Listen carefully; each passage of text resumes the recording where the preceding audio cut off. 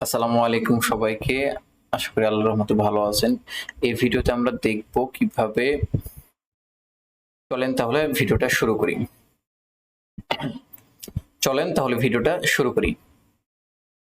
First of all আপনি যদি website delete করতে চান, আমরা এই যে গ্রোথ বাই হামিম আমাদের এই চ্যানেলের নামে অথবা আমাদের পেজের নামে আমাদের ব্র্যান্ডিং এর নামে এটা একটা ওয়েবসাইট আছে, এটা আমরা ডিলিট করব।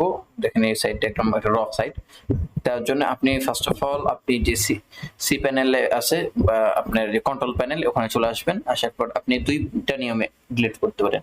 আপনি একদম ফাইল মানে পিএইচপি মাই অ্যাডমিন থেকে ডেটা সেট ডিলিট করে দিতে পারেন, অথবা আপনি এখান থেকে একটু ফাইল ম্যানেজারের ভিতর এসে এখান থেকে আপনি যে ফাইল ম্যানেজারের আপনার গুলো আছে যে এগুলো আছে এগুলো আপনি সব ডিলিট করে ফেলতে পারেন।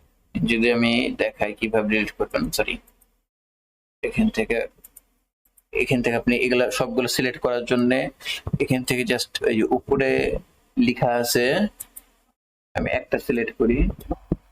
হ্যাঁ, এখন এই যে সব হতে এখান থেকে আমরা জাস্ট এখান থেকে এগুলা এখানে আসার পরে জাস্ট আপনি এগুলা ডিলিট করে দিলে হয়ে যাবে। এখান থেকে আমরা আজকে দেখব কিভাবে আপনি এক ক্লিকের মাধ্যমে এগুলা ডিলিট করতে পারেন।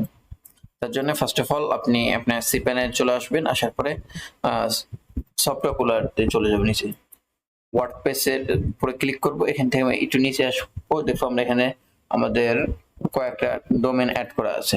হ্যাঁ, আমি যদি আমাদের এই ডোমেনটা দেখি যে কবে অ্যাড করেছে সব তারিখ দেখাবে।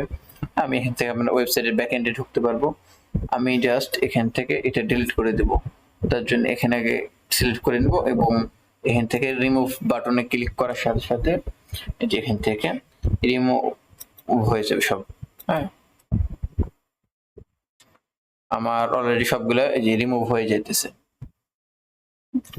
এখন আমি জাস্ট এখান থেকে এই সাইটটা যদি একবার রিফ্রেশ দিই, দেখেন এই সাইটটা নাই। হ্যাঁ, সাইটটা গায়েব হয়ে গেছে। তাহলে দেখলেন কিভাবে আপনারা একটা সাইট ডিলিট করতে পারেন। ভিডিওটা যদি ভালো লাগে অবশ্যই আমাদের চ্যানেলটা সাবস্ক্রাইব করবেন। ধন্যবাদ সবাইকে।